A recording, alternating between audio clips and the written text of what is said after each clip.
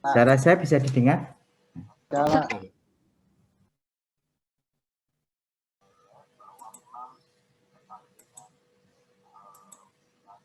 Halo? Bisa, Pak. Bisa, Pak. Tadi mohon maaf, mute ya, Kak, mute. Oke. Baik, terima kasih banyak semua sudah hadir pada kesempatan perkuliahan pada pagi ini. Ini adalah minggu ke-7 ya. Jadi minggu 8 adalah minggu ETS ya. Jadi kita sebenarnya presentasi tugas ya. Jadi ada beberapa yang harus evaluasi gitu. Tapi nanti kami coba untuk menyampaikan materi ya dari tentang validitas ya. Jadi ketika nanti kita mengerjakan tugas akhir pasti tanyain terkait tentang validitas penelitian yang Anda kerjakan. Jadi segala sesuatu itu harus diukur ya, supaya bahwa yang kita lakukan itu sesuai dengan tujuan. Benar bisa dilihat, diukur nyata gitu ya, nilainya benar ya. Nah, itu juga harus kita lihat dari situ. Oke. Nah, itu yang mendasari kenapa kita butuh namanya validitas dan reliabilitas dalam penelitian. Nah, jadi kalau kita lihat definisinya, saudara-saudara, ya. Jadi kalau kita lihat validitas itu adalah ukuran untuk menilai apakah instrumen atau alat ukur yang kita gunakan benar-benar mampu memberikan nilai berubah, nilai variabel yang ingin diukur. Jadi kita mau mencoba seperti itu. Ya. Nah, reliabilitas ya tadi yang ketersediaan, artinya bahwa ukuran ya untuk menilai apakah alat ukur yang kita gunakan memberikan nilai pengukuran yang konsisten. Jadi artinya validitas adalah untuk ukur menilai. Ya, reliabilitas adalah alat ukur itu benar-benar dia memberikan nilai yang konsisten untuk mengukur suatu nilai. Nah, itu juga harus disinkronkan ya. Jadi nanti ada hubungan kapan kita katakan bahwa hasil pengukuran kita itu benar-benar valid dan reliable ya. Itu. Ini contoh aja. Penggaris dan meteran gulung adalah sama-sama ya. Dia alat ukur untuk mengukur panjang. Ya, mengukur panjang sesuatu. Ya. Jadi kalau kita lihat penggaris dan meteran gulung adalah alat yang valid untuk mengukur panjang sebuah benda. Ya memang valid. Ya, itu. Timbangan dengan badan memang valid untuk mengukur berat badan. Ya.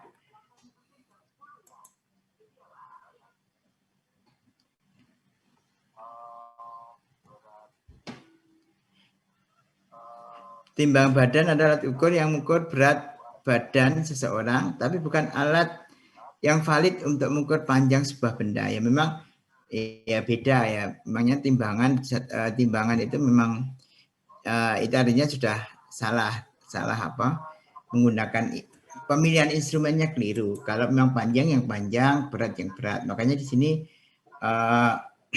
timbangan tidak ya untuk mengukur panjang sebuah benda gitu. Nah, kalau kita lihat meteran gulung adalah alat yang reliable ya. Ya, jadi yang terandal untuk mengukur panjang jalan. Misalkan kalau penggaris tidak. Ya, jadi artinya Anda harus bisa reliable. Reliable itu adalah gambarannya di sini adalah reliable untuk apa ya? Kalau menggunakan penggaris ya sama-sama itu valid untuk mengukur ya. Tapi kalau penggaris tidak reliable ya untuk mengukur suatu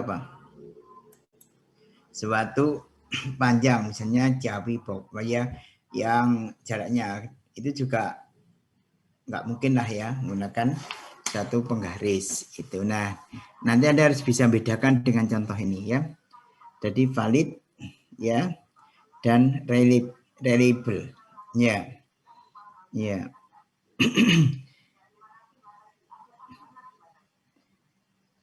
Reliable dan memenuhi itu. Nah, ini gambarannya yang paling gampang ya untuk bedain sesuatu valid ketika kita ada apa itu target ya. Jadi kalau dia bisa menunjukkan kepalanya satu titik di tengah ya. Jadi kalau di sini kan Anda bisa bedain 4 gambar ini ya. Ya.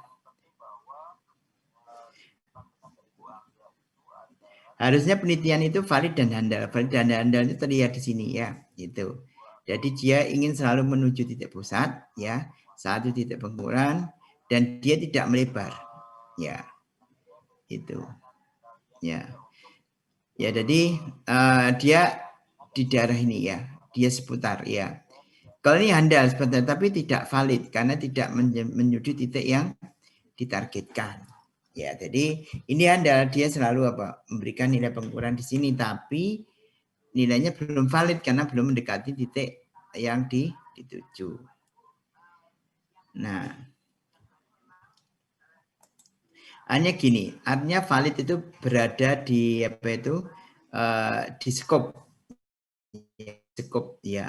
Tapi lebih baik skopnya itu mengerucut kepada satu titik. Valid, tapi tidak handal karena nyebar ya. Itu. Jadi ini penyebarannya melebar terus gitu kan. Jadi ini gambarnya seperti ini. Nah, kalau yang di sini itu tidak memenuhi kedua-duanya. Ya, tidak valid ya karena nilainya sudah di luar dari ringnya ya. Jadi selama nilainya berada di dalam ring dan menjadi titik ini, kalau ini valid semua ya. Ya, tapi validnya itu lebih valid yang di sini daripada sini ya. Kalau dua-duanya ini tidak valid ya. Ya, tidak valid ya karena sudah ada yang di luar. Ini juga di luar. Ya. Ya. Kalau handal itu mengerucut pada daerah sekitarnya. Ya, daerah sekitarnya. Ya. Kalau ini menyebarkan, tidak handal kan? Ya ini yang sebetulnya tidak valid dan tidak handal. Nah, oleh sebab itu, tentunya harapan kita semua, suatu hasil penelitian kita itu harus seperti ini harusnya. Ya, makanya nanti harus ada benar-benar harus bagaimana penelitian kita benar-benar valid dan reliable itu. Nah, itu yang harus Anda mulai sekarang untuk dipahamin ya. Jadi yang harus dipahami mulai sekarang. Oke. Nah sekarang gimana? Kan semua tadi butuh suatu pengukuran. Ya, jadi ada teknik pengukuran yang sifatnya tampak, observe ya. Jadi variable observer, variabel yang bisa diamatin dan variabel yang unobserver ya. Unobserver. Jadi artinya di sini yang tidak bisa langsung diamatin ya. Jadi pengukuran variabel observer yaitu langsung dilakukan pengukuran berdasarkan nilai. Kita punya skala ya. Skala yang ditunjukkan oleh alat ukur. Ya. Jadi itu. Kalau yang unobserver itu harus melalui namanya indikator. Ya, jadi tidak langsung mengenai objeknya. Artinya kita tidak bisa kita harus menggunakan indikator ya. Indikator yang dapat digunakan untuk menggambarkan variabel tersebut. Kalau yang observer dengan observer itu ya kita langsung bisa diukur dan kita memberikan nilai skala pengukuran. Gitu. Itu. Nah, itu gambarannya seperti itu. Nah, perbedaan karena variabel observer dan unobserved itu paling gampang seperti ini ya. Yang langsung bisa objeknya ya kita panjang ya, tentunya kan objeknya apa, kita ngukur panjang apa, tinggi berat apa, luas. Tapi kalau yang loyalitas pelanggan, nah itu tidak bisa langsung ya. Kepuasan kerja itu, motivasi kerja, komitmen karyawan, kepercayaan itu nggak bisa langsung di apa itu kita ngukur ya. Jadi harus dikatakan nanti pertama misalkan hal-hal yang berhubungan dengan apa itu misalnya motivasi kerja, banyak sudut pandang ya. Untuk mengukur suatu motivasi kerja seorang itu variabelnya apa aja. Nah, jadi itu yang ini.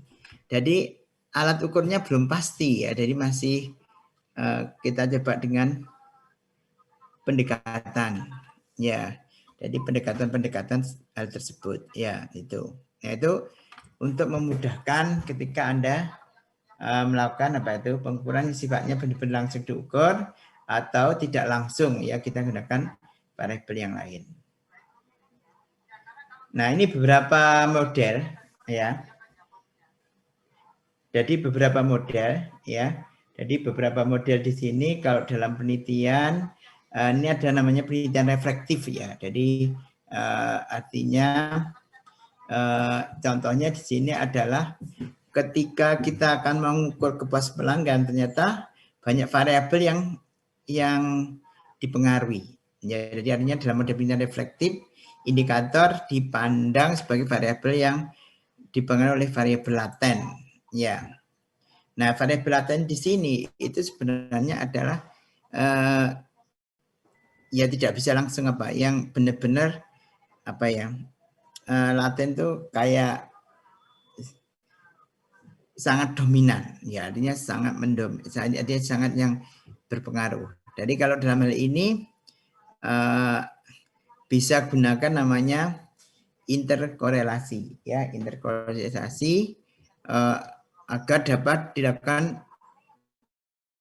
suatu pengukuran terhadap apa nilai yang kita ukur, misalnya nilai kepuasan pelanggan, ya maka variabel yang mempengaruhi apa aja, ya banyak ternyata ya. Kepuasan pelanggan terhadap apa juga harus benar-benar apa, benar-benar harus ditinjau di situ, ya itu.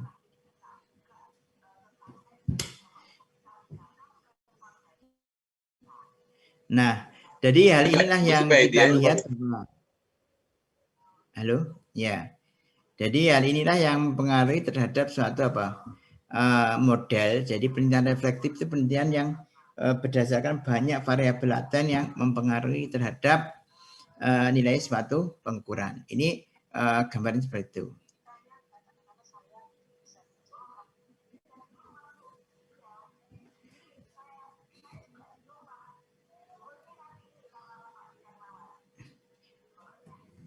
Ini model indikator penilaian formatif. Ya, jadi tadi reflektif, formatif. Dalam penilaian formatif, indikator dipandang sebagai variabel yang mempengaruhi variabel laten. Ya, jadi variabel dalam ini misalnya demografi. Demografi kan suatu ukuran yang luas. Mau dilihat dari sudut pandang apa gitu kan, yang itu kan. Demografi tentang penduduk. Nah, penduduk itu adalah kumpulan ya. Jadi beberapa apa orang ya. Jadi dari situ kan ada penduduk itu membuat kelompok, ya ada masyarakat, ada ya. Jadi masyarakat juga dipecah-pecah lagi ya. Itu. Nah, itu juga harus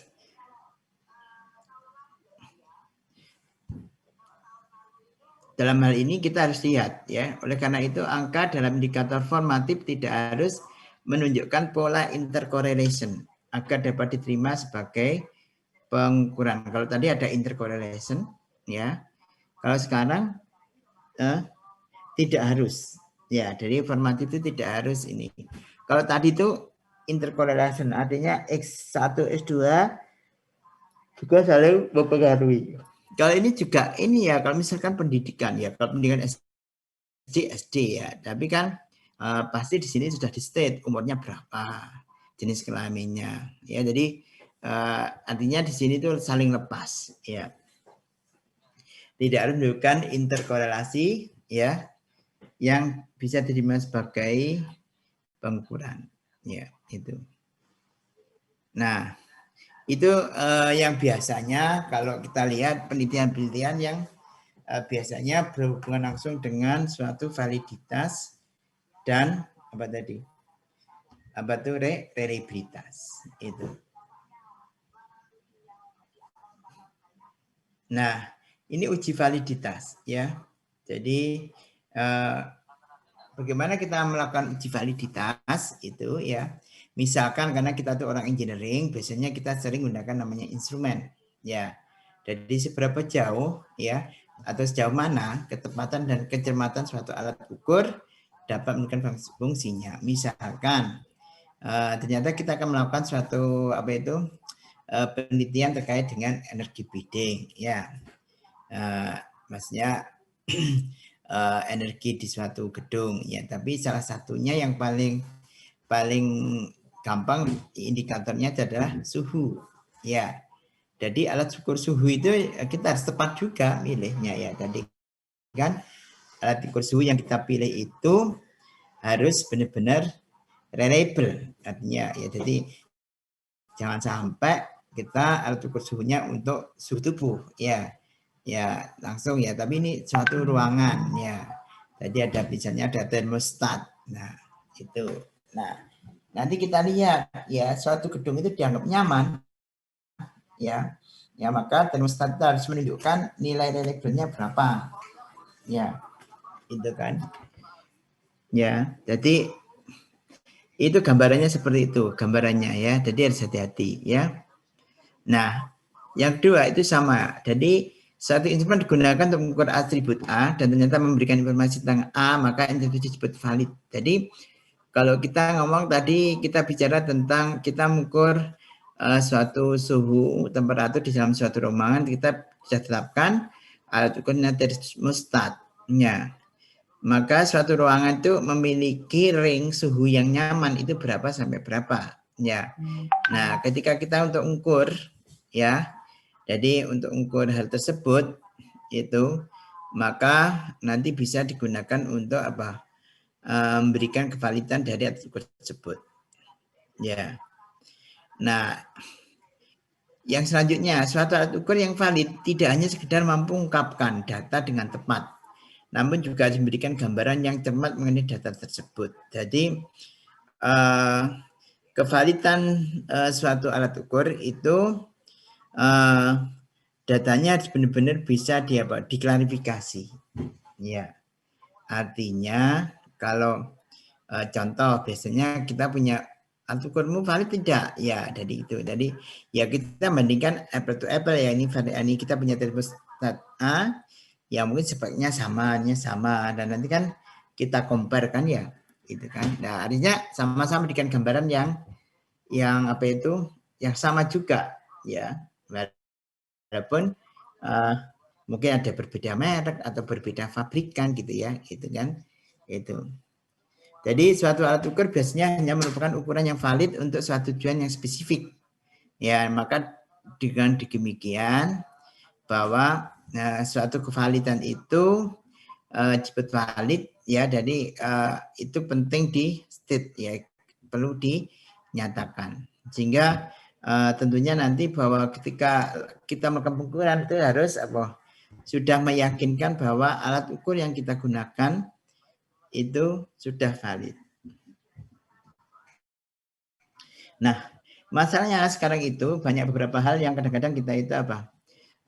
Sekenanya gitu kan, menggunakan alat ukur, pokoknya gunakan ya, tapi dilihat dari konteksnya dalam riset itu kan, itu apalagi tadi ada yang sifatnya reflektif ya, ada yang sifatnya tadi formatif ya, jadi itu juga harus benar-benar dicek dulu itu.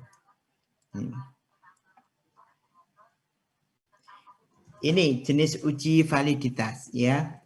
validitas eksternal. Ya, satu instrumen dikatakan valid secara eksternal jika data yang diperoleh sesuai dengan informasi lain mengenai variabel yang dimaksud. Artinya di sini itu tidak menutup kemungkinan, ya. Jadi secara apa itu? Secara eksternal, ya artinya gini, eksternal itu adalah data yang diperoleh sesuai dengan informasi lain. Jadi, oh ini loh termostat itu nanti kalau untuk ukur suatu apa itu, suatu ruangan, suatu gedung, dia memberikan nilai seperti ini. Ya, itu informasi ya, itu. Tapi yang menjadi internal itu dia terhadap kesesuaian antara bagian instrumen dengan instrumen secara keseluruhan. Bila terdapat kesesuaian antara bagian-bagian instrumen dengan instrumen secara keseluruhan. Artinya pengukurannya yang dilakukan, ya jadi itu kan, itu memang benar-benar dia memberikan suatu kevalidan data dari bagian instrumen yang di hasil diukur ya, dari hasil yang diukur. Itu adalah gambarannya. Jadi nanti bisa Anda lihat ya, itu. Jadi nilai di antara contoh validitas eksternal di antara nilai ujian berikut manakah yang dapat digunakan sebagai instrumen untuk mengukur kemampuan berhitung ya. Jadi kita lihat ya kemampuan berhitung ya. Ya jadi pasti karena kita lihat ya kemampuan berhitung itu terkait dengan nilai matematika ya, itu bisa lihat kan ke dalam statistik ya, pemasaran, manajemen operasi ya. Pasti di sini ya orang bisa menggunakan dengan statistik. Biasanya kita dalam penelitian kita itu kita menggunakan statistik sebagai apa? Sebagai acuan ya untuk mengukur validitas eksternal. Gitu ya. Jadi gambarannya seperti itu ya, dari itu. Ya, memang di pemasaran juga ada berbau perhitungan, juga di manajemen operasi berbau hitungan ya. Tapi sebenarnya kalau kita lihat misalnya itu targetnya apa ya, instrumen yang digunakan untuk mengukur kemampuan berhitung. Oke. Nah ini contoh ini. Jadi kalau kita lihat ini diambil satu sampel ya dari ini ada respondennya ada 10 ya. Jadi ini adalah pemecahan validitas eksternal untuk misalnya kita ambil sampel 10 ya terkait dengan apa itu untuk mengukur validitas ya, validitas eksternal. Kalau kita lihat ini matematika, statistik, itu artinya misalnya ini nilai ya. Jadi ini pengukuran nilai terhadap satu apa itu kemampuan apa itu matematika ya, mungkin ada mata kuliah matematika, statistik dan pemasaran dan operasional gitu kan. Jadi kalau kita lihat ini nilainya dibuat acak ya, gitu kan, itu. Nah makanya nanti seberapa jauh korelasi kemampuan matematikanya ya nanti kita lihat itu ini berhubungan sama korelasi ya. Kalau kemampuan matematika ya pasti ya kita anggap yang absolut matematika ya. Tapi kalau kita lihat statistika ya, jadi kalau ini kita lihat kan dari gradiennya ya, dari gradiennya itu kan. Jadi kalau kita lihat itu ya memang kalau kita lihat sini gambarannya ya semakin ke sana semakin dibuat seperti ini ya. Jadi artinya ini berdasarkan analisis korelasi ternyata diperoleh nilai koefisien korelasi antara matematika dengan statistika. Ini pakai software ini adalah H10 ya. Korelasi matematika statistika yaitu 0,83 sehingga statistika ekonomi merupakan instrumen yang paling valid ya. Jadi paling valid untuk mengukur kemampuan berhitung dibandingkan operasional dan pemasaran. Ya, jadi ini memang ada suatu apa itu nilai ukuran ya untuk melakukan validitas eksternal, artinya kemampuan berhitung matematika itu seberapa jauh memberikan nilai signifikan ya. Tentunya kalau antara matematika statistik itu ya maka kemampuan berhitung matematika di matematika sendiri itu jauh lebih jauh ini. Jadi kalau ini hanya ngomong kemampuan di matematika ya matematika. Ya kalau dibandingkan dengan statistik ekonomi ya segini ya. Ya, apalagi dihubungkan dengan pemasaran ya, itu kan. Sama juga ini statistik, kalau kita berhubung dengan ilmu statistik seberapa jauh, pemasaran seberapa jauh, dengan seberapa jauh. Kalau operasional ya bicara tentang fokusnya adalah di operasional itu.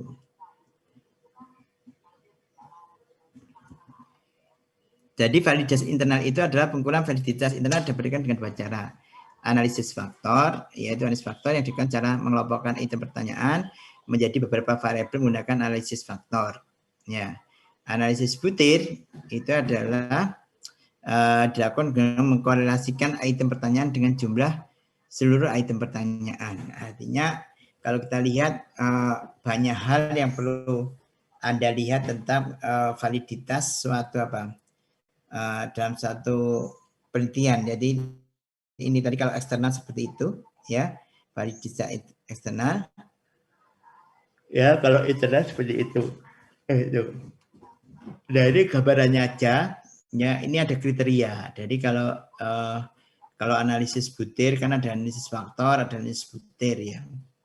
Jadi ini sebenarnya untuk pengetahuan buat Anda nanti ketika melihat suatu korelasi ya.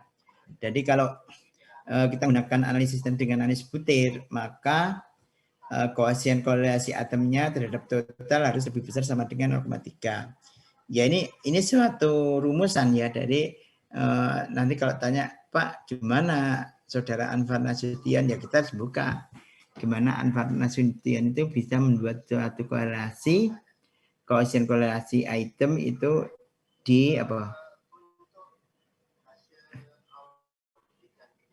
dipatok segitu. Itu. Ini yang jika koefisien korelasi item terhadap total besar ini dipatok di mana? Nilai 6 ya korelasi. Nah, ya ini buat Anda ya, sama kita yang ambil metode penelitian di sini itu ya kita sebagai acuan untuk melakukan korelasi. Oke. Nah, ini dikasih contoh nih. Jadi kan ini.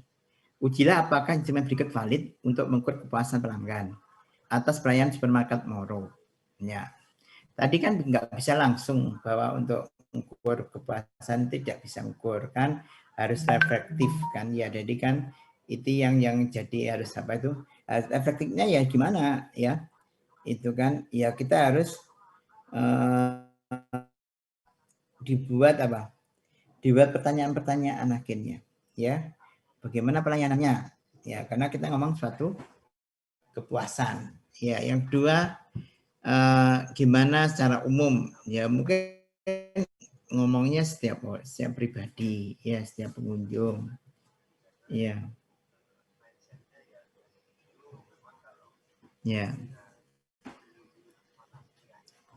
Terus apakah secara umum Anda puas atas pelayanan di supermarket? Apakah Anda bersedia untuk berbelanja kembali? Nah, apakah Anda bersedia merekomendasi? Nah, apakah Anda, nah ini nggak ada yang terakhir itu ya, itu kan berarti itu nggak tepat itu kan untuk uji validitas kok hubungannya apa senang tinju. Nah itu juga penting, itu membuat reflektif untuk mengukur suatu pengujian ya. Jadi makanya di sini kita tuliskan misalkan ada variabel ini contoh lagi ya, ada responden ya, jadi ada beberapa responden ya. Jadi nanti kita lihat ya, jadi nilai responden yang diberikan ya, jadi kita lihat di sini ya, itu kan ya, itu ya, itu juga harus Anda lakukan. Nah, ini korelasinya nanti bisa dituliskan ya. Jadi kalau di sini ini diajak aja ya, ini memberikan penilaiannya mungkin 1 sampai 5 gitu ya, atau berapa gitu ya, itu kan. Jadi artinya kan kondisi ini kan ada pertanyaannya 1, 2, 3, 4, 5 gitu kan ya. Itu kan. Jadi 1, 3, 2, 4, 5 gimana responden 1 ya. Jadi seberapa jauh nilai-nilai itu kan berkaitan ya. Jadi sebenarnya maunya seperti itu ya. Jadi ini 1, 2, 3, 4, 5 ya. Sebenarnya kalau secara kasat mata itu ya yang kelima itu sebenarnya tidak ada korelasinya ya. Itu sebenarnya gitu sih untuk ekstrimnya ya. Mungkin yang 1, 2, 3, 4 itu masih ada korelasi ya gitu kan. Nah, ini contoh aja nanti bisa ini. Nah, ngerjakannya bisa dilakukan dengan software ya, dengan Excel atau SPSS ya. Jadi ini nanti coba disimulasikan dengan Excel lah, misalkan gitu kan. Jadi kita mengkorelasikan skor item pertanyaan dengan nilai total. Kan tadi kan kita nggak bisa langsung ukur apa itu kepuasan pelanggan ya. Jadi kita buat pertanyaan-pertanyaan ya. Jadi lakukan suatu survei ya, seberapa jauh dikatakan puas. Kriteria puas sih ya sesuai dengan harapan, bagaimana layanannya ya, atau dia mau belanja lagi, atau dia bersedia merekomendasi ya. Nah, yang kelima itu ya sama sekali tidak ada korelasi ya. Itu pertanyaan yang kelima tersebut. Nah, ini silakan nanti di apa itu? Ini cuma di sini sudah ditetapkan uji kriterianya, ujian korelasinya itu kita pakai 3 ya, pakainya punya Anvarna Suntial, pakai punyanya Santoso ya. Jadi Anvarna Suntial dan Santoso ini dua-duanya ini ya. Jadi nanti bisa dituliskan ya. Jadi ini hasil output Excel-nya ya. Jadi tapi kita menggunakan rumus ya. Ya. Jadi gunakan rumus ya. Ujilah koefisien korelasi skor item pertanyaan dengan nilai total. Jadi suatu item pertanyaan dikatakan valid dengan kriteria sebagai berikut. Jadi ada satu pengukuran kevalidan itu. Nah, ini nanti kalau dimasukkan rumus-rumusnya menggunakan apa itu? Menggunakan apa itu? Baik punyanya Anwar Nasution maupun punyanya Santoso. Ya. Jadi pertanyaan pertamanya ada korelasinya enggak? Ya. Ya, makanya tadi kan dibuat kan seperti ini, ya. Seperti ini karena kalau ini ya ukur ini. Kalau ini ukur pada dirinya sendiri ya. Ini ekstrim sendiri-sendiri ya. Jadi kalau kita lihat maka di sini tadi secara kasat mata bahwa yang kelima, pertanyaan kelima itu tidak valid. Ya. Ya, tapi kita bisa mengukur apa itu? Pertanyaan 1 2 3 4 itu adalah yang valid. Ya, itu. Nah, coba ini direnungkan ya, jadi itu. Kalau SPSS gitu ya. Jadi siapa yang pernah menggunakan SPSS ya ini dicoba juga sih ya. Jadi menggunakan SPSS juga perlu ya, itu kan juga itu. Jadi, untuk menentukan seberapa jauh korelasinya ya itu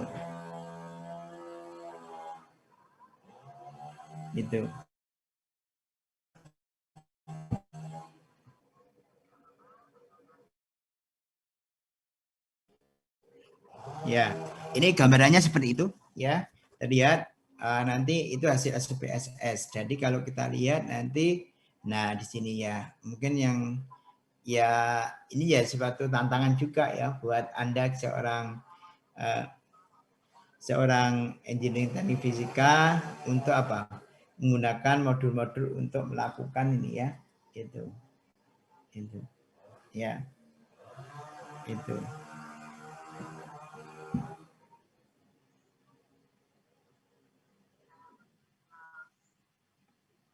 Itu. Nah, itu cara gambarnya. Coba nanti dilihat ya. Anda cek dulu ya. Oke. Itu. Oke.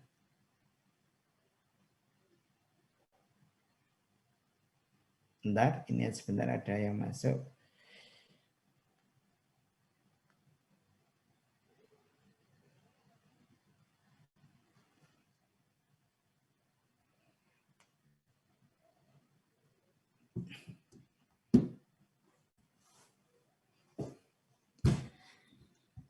Oke, jadi kalau kita lihat, nah ini kan sebenarnya tadi sudah kita lihat, jadi artinya mungkin kita bisa lihat yang pertanyaan nomor 5 itu tidak valid, tapi kan kita butuh instrumen, ya kita butuh suatu instrumen atau alat ukur untuk menguji ketidakvalidan dari apa tadi, dari pengukuran yang tidak bisa secara langsung diukur dengan alat ukur, sehingga kita melakukan pendekatan-pendekatan, itu kan.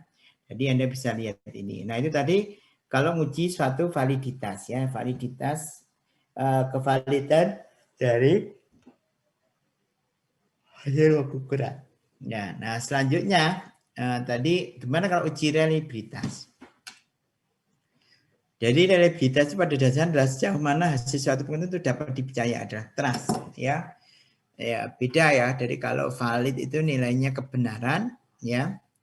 Yang kalau reliabilitas nilai adalah suatu trust, kepercayaan. Jadi hasil pengukuran yang dilakukan berulang menghasilkan hasil yang relatif sama, maka pengukuran tersebut dianggap memiliki tingkat reliabilitas yang baik. Artinya dia konsisten.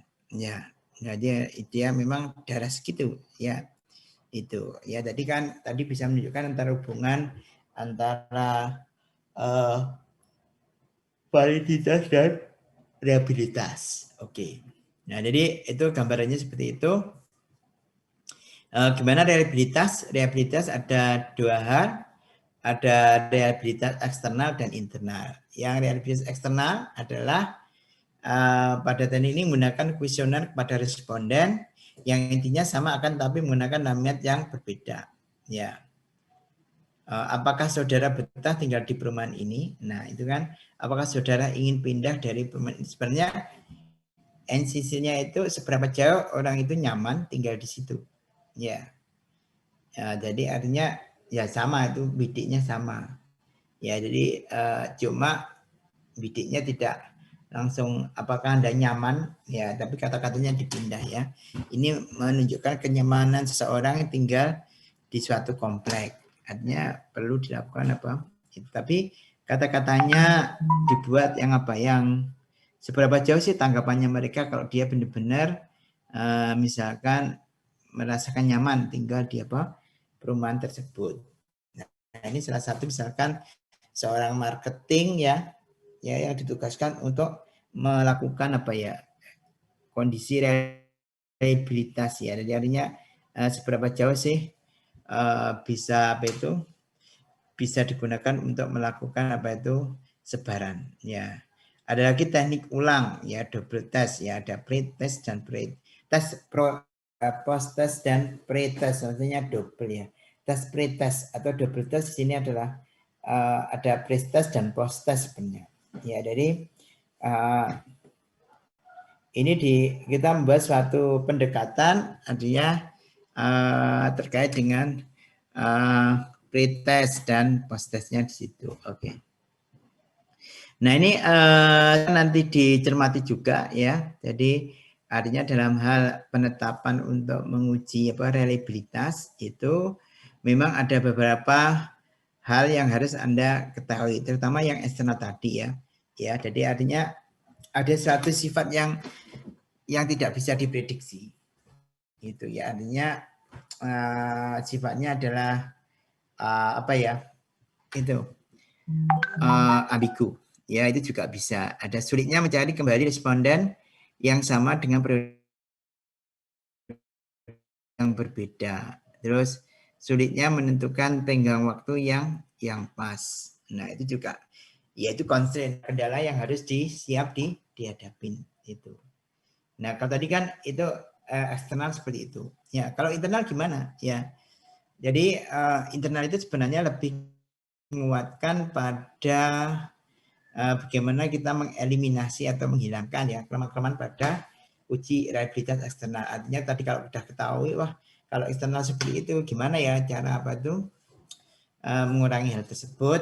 Nah, jadi kalau kita lihat kita bisa melakukan beberapa pengujian ya atau menganalisa dari data-data pengetesan ya itu. Jadi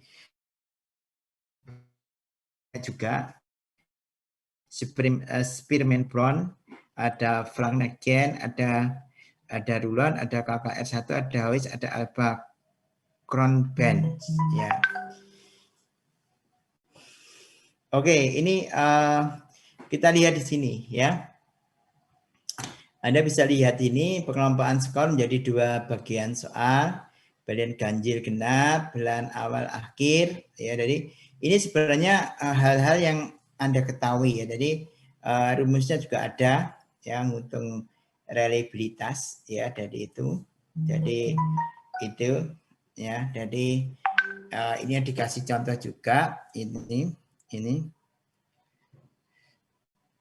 itu. Jadi ini seperti ini ya gambarannya ya. Jadi ya ini memang ini buat wajah Anda semua gimana kalau nanti untuk melakukan penilaian reliabilitas dari suatu apa itu penelitian yang kita lakukan. Yaitu ini di beberapa apa itu teori-teori diberikan ya. Jadi Anda nggak usah ini jadi ya memang tidak harus dihafal ya, tapi di kuliah ini Anda benar-benar bisa apa? Bisa memahami ya. Jadi nanti coba dicoba-coba ya untuk ini melakukan ya. Jadi silakan untuk di apa ini ya, apa gunanya ya, apa perannya di sini ya. Nanti Anda bisa apa? Bisa tahu ketika Anda benar-benar sudah oh ternyata uji reliabilitas itu perlu itu kan. Jadi ini adalah beberapa hal, ada misalnya ada pendekatan ya, ada tesnya diulang lagi ya, itu gimana parallel form, ada internal, ada itu ya. Oke. Oke, jadi itu sebenarnya apa ya, teoritis ya, tapi nanti benar-benar gambaran itu digunakan ya. Jadi memang apakah semua itu digunakan Pak? Misalkan gitu. Ya tidak semua, kita milih yang paling cocok. Tapi apakah validitas dan reliability itu juga diperlukan? Ya perlu ya, karena kita harus benar-benar untuk menekankan pada hal yang memberikan bahwa hasil penelitian itu benar-benar fix itu. Baik, nanti silahkan dipelajari ya terkait hal tersebut. Mungkin ada yang ditanyakan terkait hal tersebut, silahkan.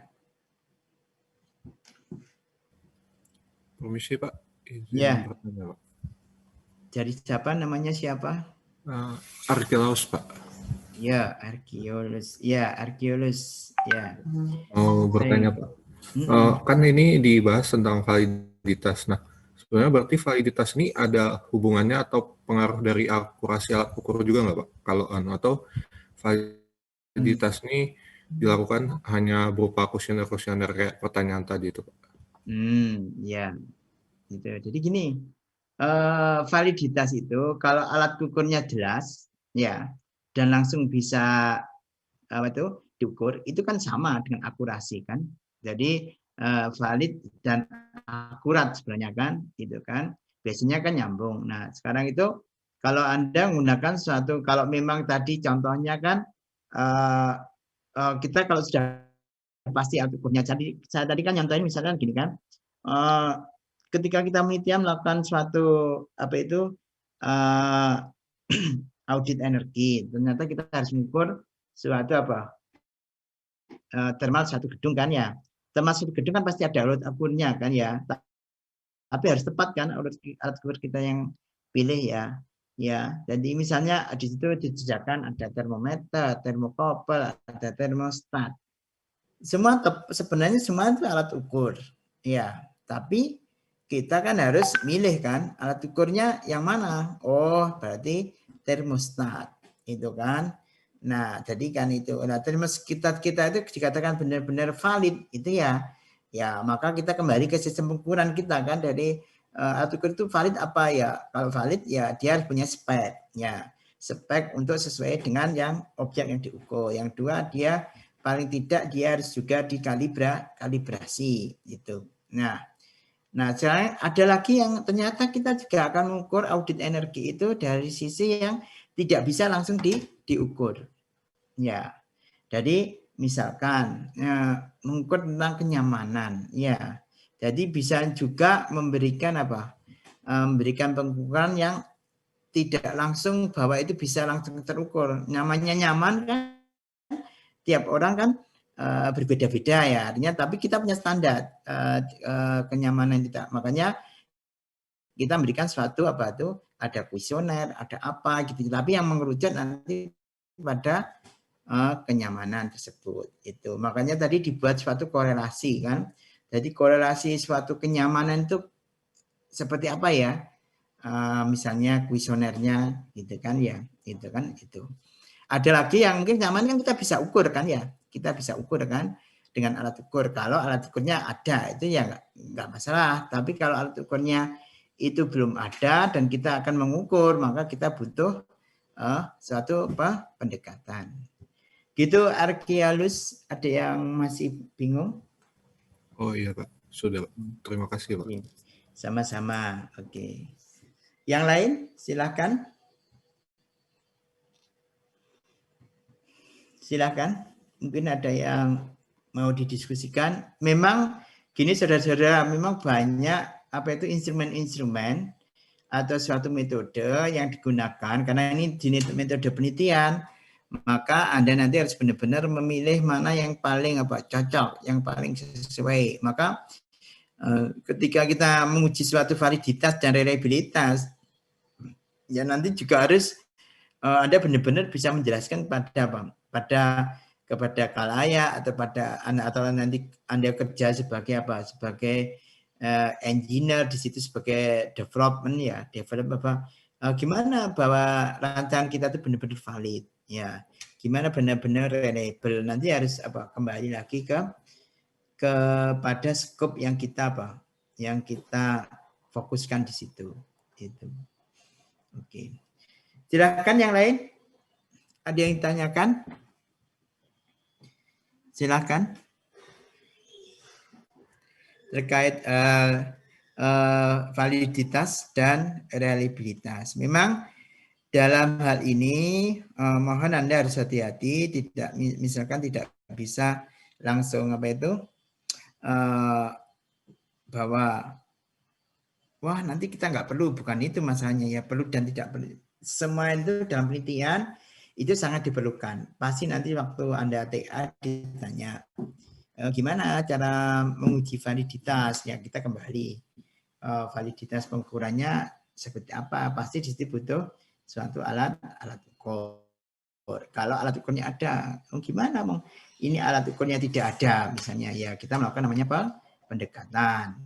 Nah, pendekatannya seperti apa? Ya tadi ada diberikan. Nah, terus nanti tanya gimana korelasi pendekatanmu. Nah, itu kan juga ada. Ya, artinya ketika nanti Anda melakukan suatu penelitian pasti harus membuat suatu pertanyaan-pertanyaan kecil yang mengerucutkan untuk menjawab yang diminta. Itu. Baik, ada lagi yang ditanyakan, silakan. Silakan saudara-saudara.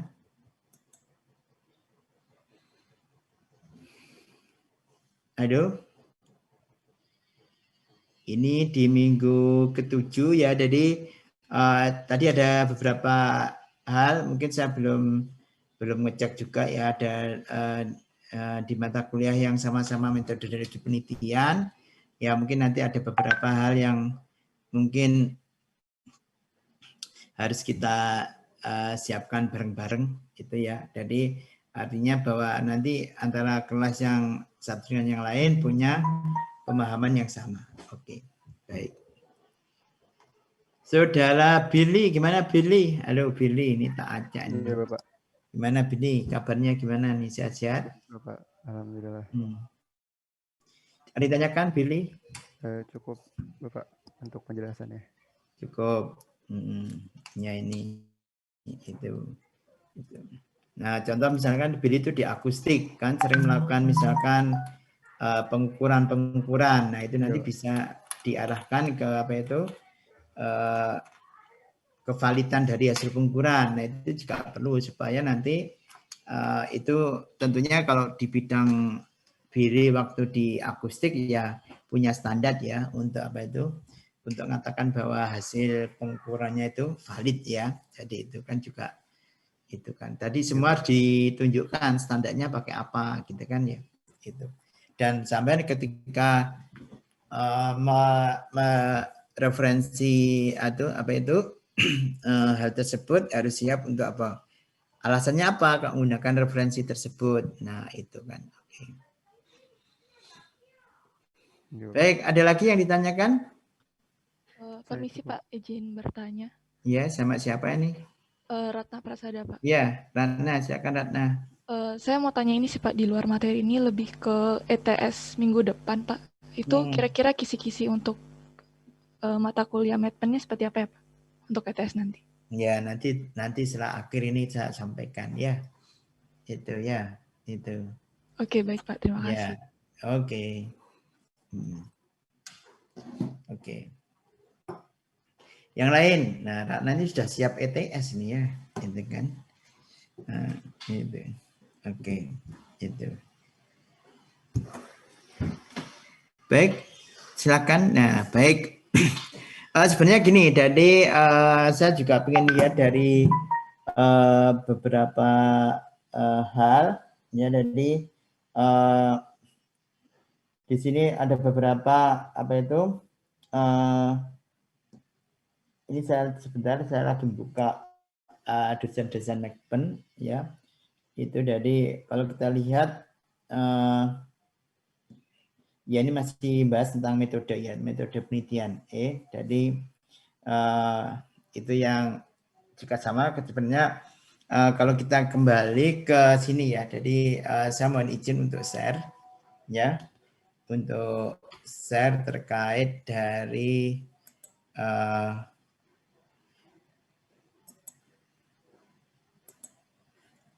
hal tersebut sebentar.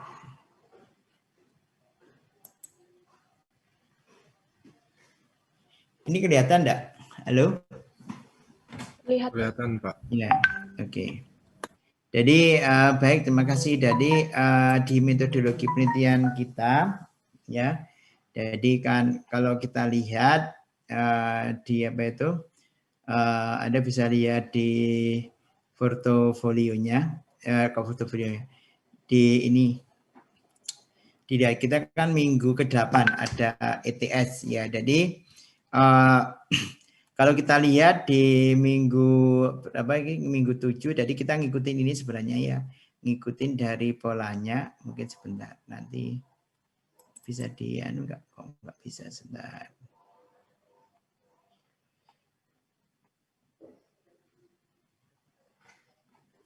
Kita buka di sini aja.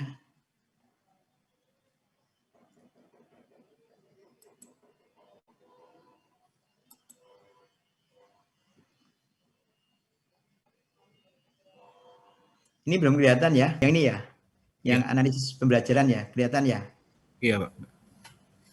Nah, jadi kita itu sudah berada di sini, ini minggu 7. Jadi kita itu sebenarnya kita nanti mau menggabungkan ya, menggabungkan dari beberapa materi-materi yang kami berikan di sini.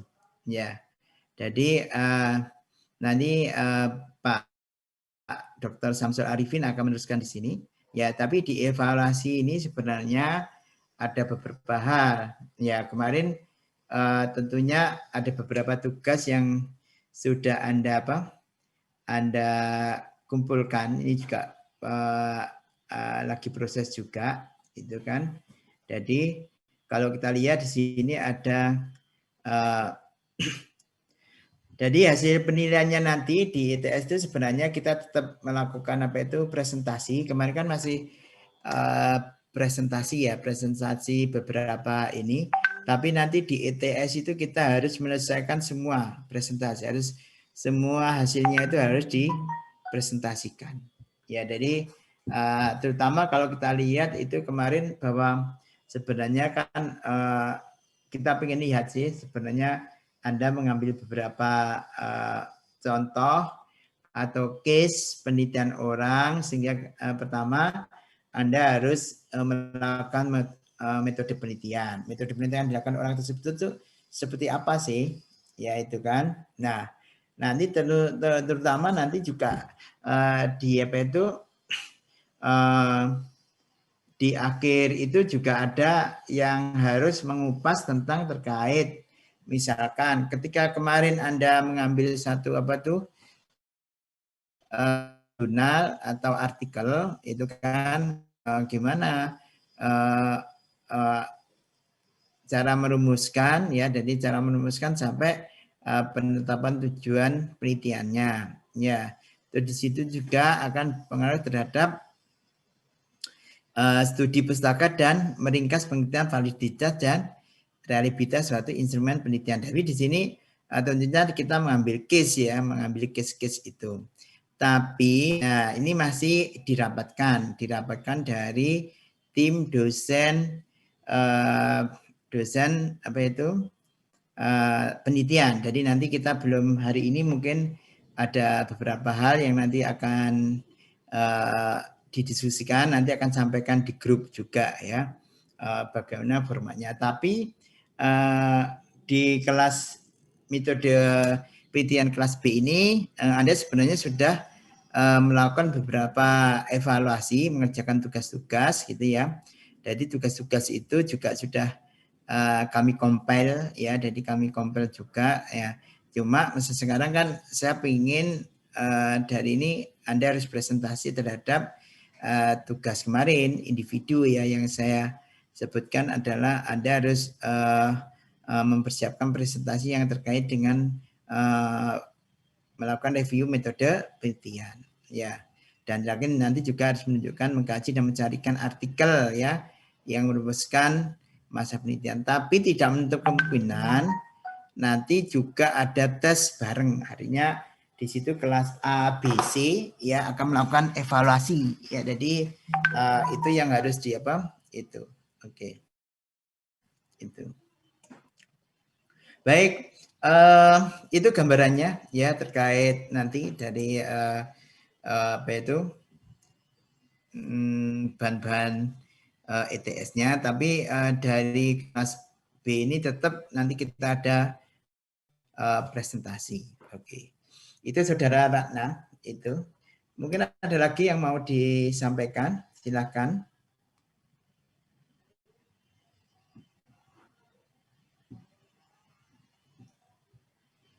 Itu silakan.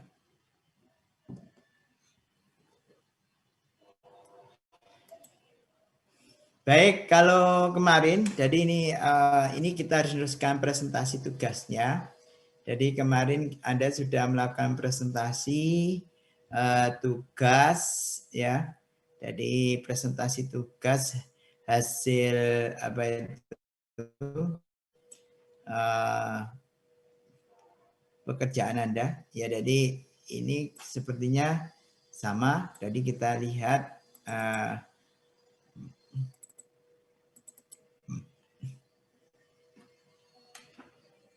untuk melihat presentasi tugas dari Anda semua ya. Jadi sebentar.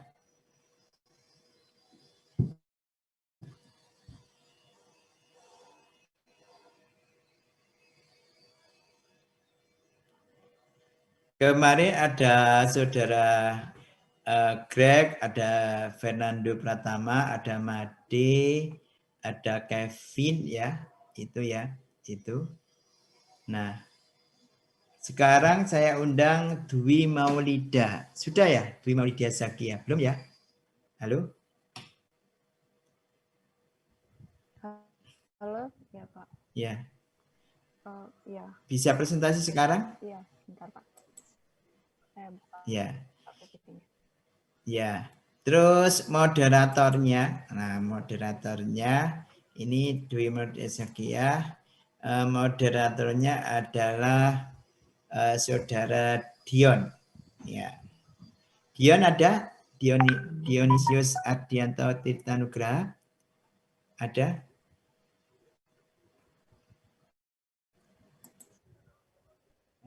Tadi ada. Sekarang udah live.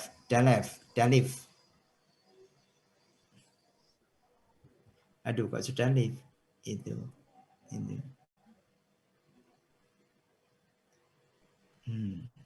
Baik, karena Dion sudah live, gantikan Saudara Fuad. Ada Fuad? Fuad Azhar Musyiran. Fuad? Nggak ada.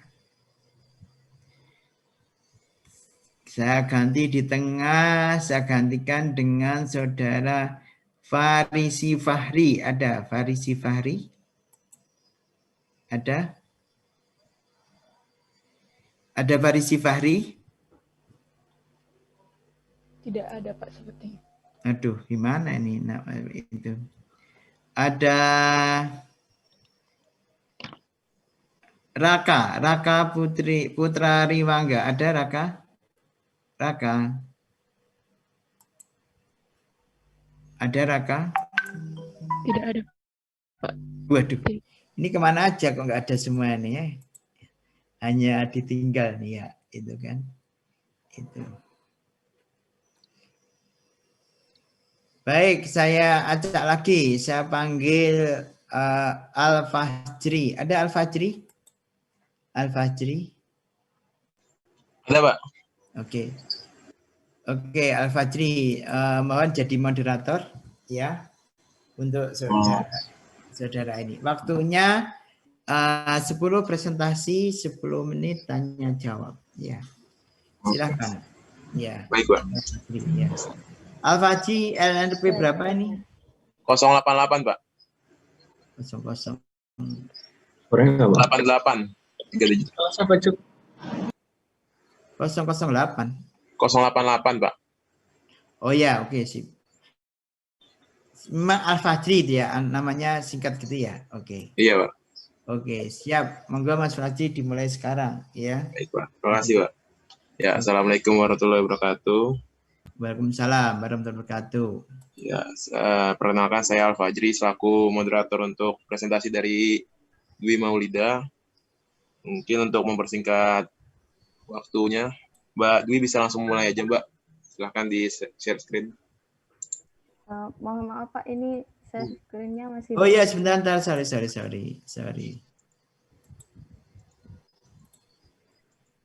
Oke, sudah? Iya, sudah, Pak.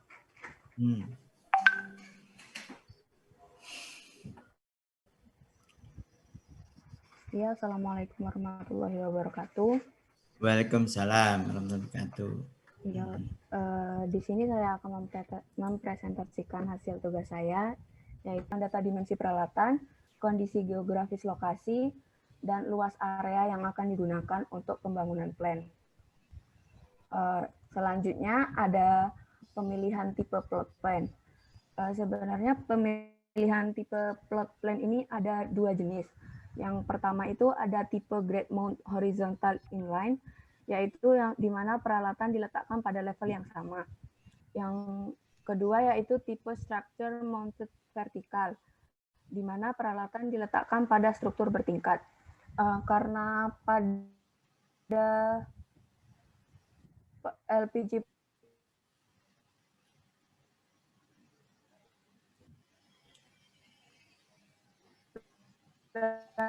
Pangkalan Susu Sumatera Utara ini inline, yaitu peralatan ditempatkan pada level yang sama.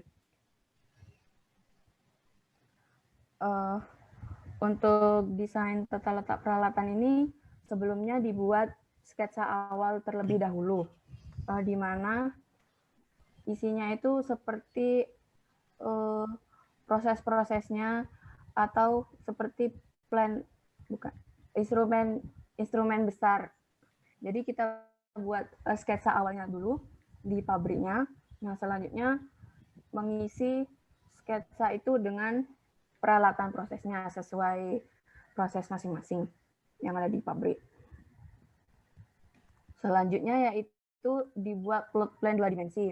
Nah, setelah meletakkan peralatan itu, peralatan diletakkan dengan mempertimbangkan dimensi peralatan dan jarak minimal antar peralatan. Nah, karena untuk diletakkan sesuai dimensi dan jarak minimal, maka ada perubahan dari sketsa awal yang tiap unit. Nah, maka dilakukan perbaikan sketsa seperti itu. Nah, selanjutnya apakah letak peralatan sudah sesuai dengan dimensi dan jarak minimum antar peralatan? Maka jika sudah sesuai, maka lanjut ke perancangan sistem perpipaan. Untuk perancangan sistem perpipaan ini melingkupi antara lain perhitungan diameter pipa dan pemilihan material pipa dan pemilihan rating untuk komponen perpipaan. Untuk selanjutnya ada pembuatan PNID-nya. Oh iya, sebelumnya itu untuk perancangan sistem perpipaan ini bisa disebutkan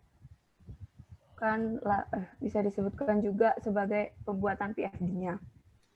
Nah, selanjutnya untuk pembuatan PNID, setelah melewati tahap sebelumnya yaitu pembuatan PFD-nya, maka dilanjutkan dengan pembuatan PNID-nya. Seperti itu. Karena pabrik yang terlalu besar, mungkin PNID dapat dipisah menjadi beberapa dokumen. Seperti itu. Untuk selanjutnya ada model 3G plan-nya. Di model 3G plan-nya ini terdapat beberapa tahapan, yaitu penentuan koordinat peralatan, penggambaran peralatan, peletakan peralatan sesuai koordinat, dan penggambaran sistem perpipaan. Di model 3 dimensi ini menghasilkan gambaran pabrik secara keseluruhan yang mendekati kondisi real. Nah, di model 3D plan ini dibuat menggunakan aplikasi tertentu untuk pembuatan model 3D, dan ini dapat dilihat dari berbagai sudut arah. Seperti itu. Nah, selanjutnya apakah sudah sesuai alur prosesnya seperti pipanya, perpipaannya. Nah, nanti di model 3D-nya itu disimulasikan apakah sudah sesuai dengan yang diinginkan alur prosesnya. Nah, bila sudah sesuai, maka selanjutnya ditentukan bill of materialnya. Nah, bill of material ini, biaya material ini dihitung berdasarkan sistem perpipaan.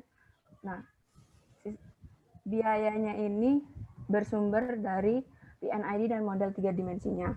Di situ kita dapat lihat spesifikasi dan peralatan apa saja yang dibutuhkan, kemudian disusun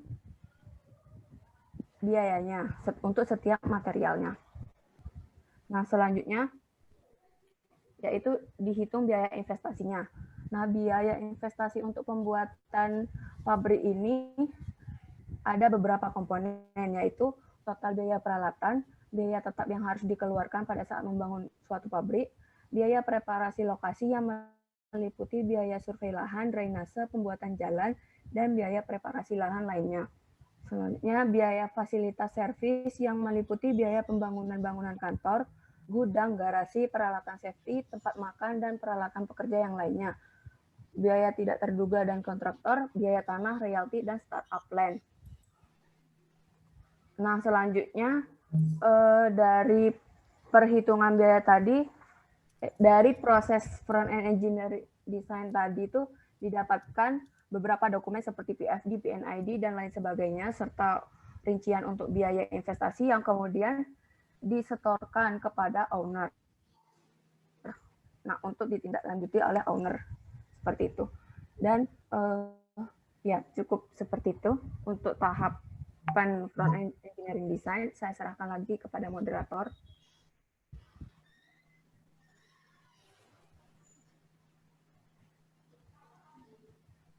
Silakan Fadri di ini. Oke, terima kasih Mbak Dwi untuk presentasinya. Selanjutnya dibuka sesi tanya jawab. Karena waktu presentasi masih sisa 2 menit, jadi sesi tanya jawab ada 12 menit. Silakan bagi penanya bisa raise hand atau langsung di chat.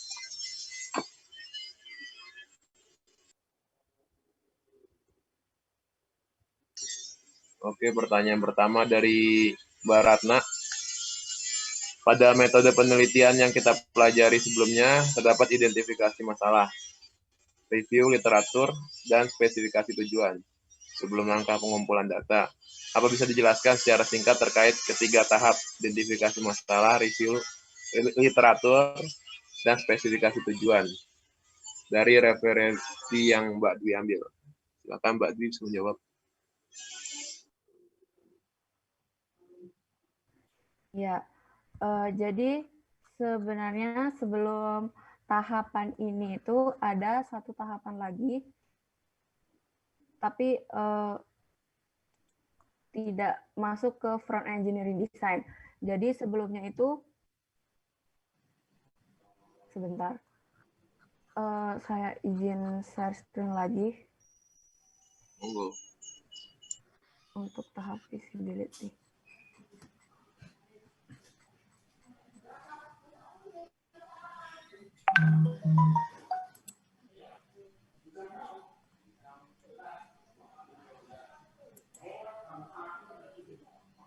Nah, ini adalah literatur yang saya dapatkan dari internet.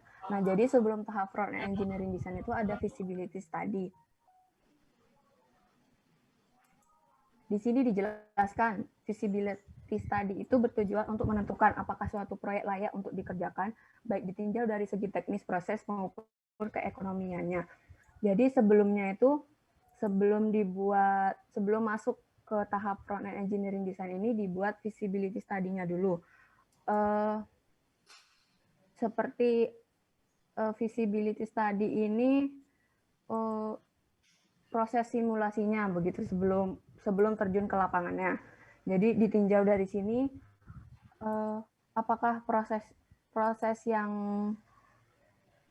akan dilaksanakan itu sudah sesuai dengan lingkungan sekitar atau sesuai keinginan owner atau seperti itu.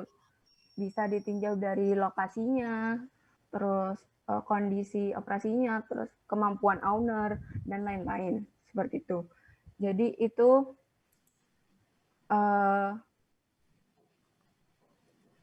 ya beberapa tahapannya sebelum memasuki tahap front end engineering design ini. Jadi sebelumnya itu kita identifikasi dulu apakah sudah sesuai dengan kondisi lingkungan, terus apakah sesuai juga dengan kondisi owner, seperti itu. Jadi kita lakukan simulasi terlebih dahulu di tahap feasibility study itu. Apakah sudah menjawab? Bagaimana, Ratna? Mungkin ada feedback? Mungkin feedback aja ya. Terima kasih di atas jawabannya.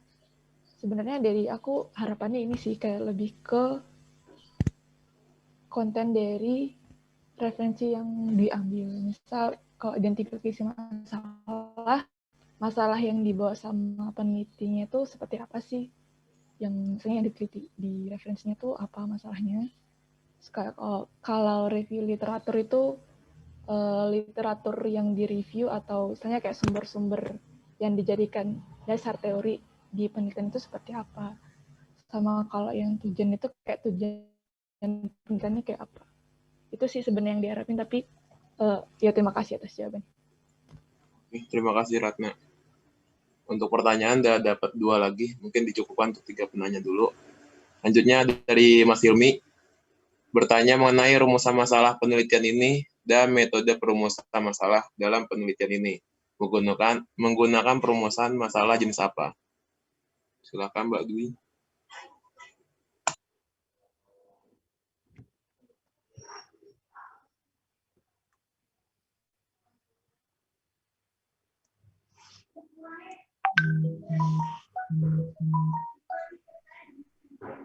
Ya, untuk pertanyaan Hilmi mengenai rumusan masalah dan metode perumusan masalah.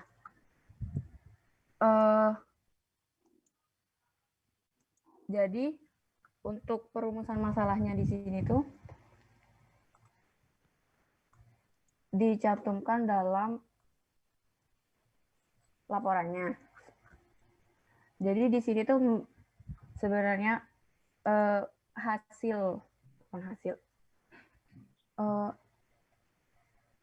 perumusan masalah itu kan seperti apa yang diharapkan dari penelitian ini. Nah, jadi di sini tuh perumusan masalahnya tuh bagaimana studi kelayakan pada perancangan pabrik ini yang meliputi proses yang sudah saya sebutkan tadi. Nah, di mana hasil akhirnya itu diharapkan untuk didapatkan dokumentasi berupa dokumen PFD, PNID, dan lain-lain untuk diserahkan kepada owner agar sesuai dengan rencana awal pihak owner. Seperti itu, agar pembangunan bisa dapat dilaksanakan sesuai rencana awal. Untuk metode perumusan masalahnya, saya mohon maaf, saya belum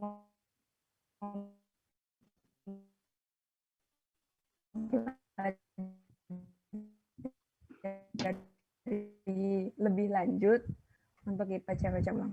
Seperti itu. Cukup, Mbak.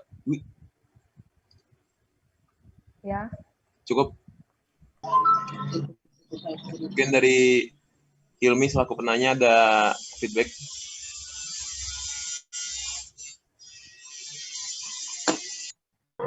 Ya, sedikit berarti di penelitian ini jadi tujuan dan perumusan masalahnya berkaitan dengan mendesain PNID kepada PNID dan PFD kemudian diserahkan kepada owner gitu ya. Kalau ya, kurang lebihnya seperti itu. Kalau yang aku tanyain mengenai metodenya itu seperti yang deskriptif, asosiatif, sama komparatif gitu.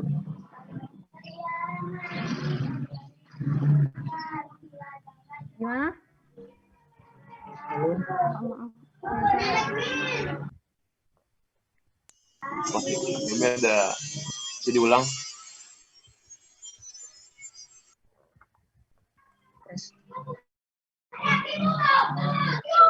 Kalau yang metode perumusan masalah ini yang mengenai tentang jenis komparatif, deskriptif, sama asosiatif. Jadi kalau misalkan di ini kira-kira menggunakan apa gitu. Mungkin kalau misalnya belum bisa menjawab sekarang, tidak masalah, mungkin bisa lanjut ke pertanyaan berikutnya. Cukup, Mas Hilmi? Iya, bisa dilakukan Mas Fajri. Oke, terima kasih. Selanjutnya pertanyaan dari Ihsan. Bagaimana evaluasi dari penelitian yang telah dilakukan oleh peneliti? Ya, silakan Mbak Dwi.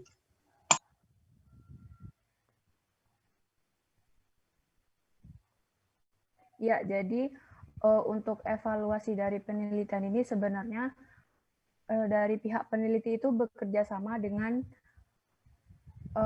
perusahaan EPC. Perusahaan EPC ini suatu perusahaan yang bertanggung jawab dalam hal desain dari sebuah pabrik untuk selanjutnya dilakukan proses pembangunan. Nah, di situ pihak peneliti ini bekerja sama dengan pihak EPC untuk menentukan bagaimana apa saja tahap-tahapnya dan apa saja dokumen yang perlu disiapkan dan apa saja spesifikasinya seperti itu. Jadi evaluasinya dilakukan dengan pihak EPC seperti itu. Bagaimana Ihsan, apa ada feedback?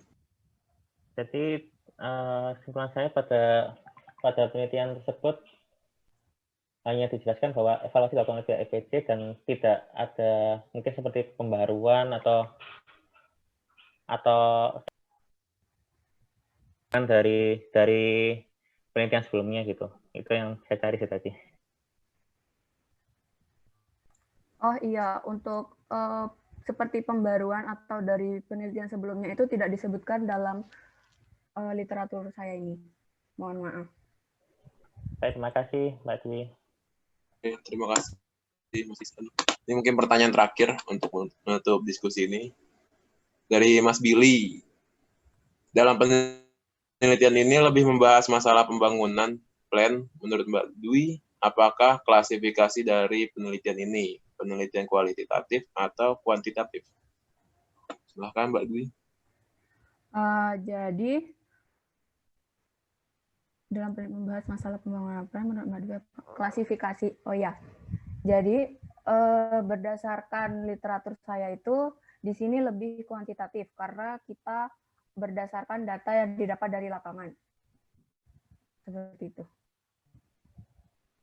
Bagaimana Mas Billy? Ada tanggapan? Ya, kalau dari saya cukup. Oke, terima kasih. Ya, karena waktunya sudah mau habis juga, saya cukupkan untuk presentasi dari Mbak Dwi. Mungkin Mbak Dwi ada penutup, Mbak Dwi? Ya, terima kasih. Mohon maaf, masih banyak kekurangan dalam presentasi saya. Sekian. Wassalamualaikum warahmatullahi wabarakatuh.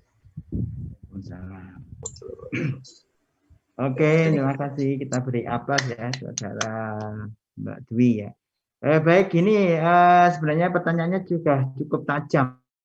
Ya, jadi artinya gini, saudara Dwi, jadi kemarin itu kan kita sudah menggarisbawahi, jadi Anda itu nggak usah bicara detail terkait isi. Sebenarnya kita kan ingin meninjau sebenarnya gaya penelitiannya, gaya referensi yang kita kaji itu gimana dia merumuskan masalah kah, menetapkan tujuannya, terus kalau kita lihat itu bagaimana pengambilan datanya. Sebenarnya kita tuh kayak kita tuh bikin reporting sebenarnya. Jadi reporting enggak jangan nyampaikan detail. Tadi kan nyampaikan detail front engineering kan. Ya, itu kan menurut saya kan ya kurang mengena sebenarnya. Jadi kita ini di tugas ini sebenarnya ingin berkacamata dari hasil reportnya orang yang telah melakukan penelitian. Jadi dari situ tuh kita ingin melihat gimana sih apa sih yang menjadi latar belakang, terus gimana dia melakukan memformulasikan permasalahannya, terus gimana tahapannya. Itu sebenarnya tidak harus sampai tadi front end engineering untuk ini ya. Saya yakin ya nggak mungkin lah itu bisa ini. Tapi kan saya sangat apresiasi kepada penanya ya. Ini tadi penanya sudah kritis ya.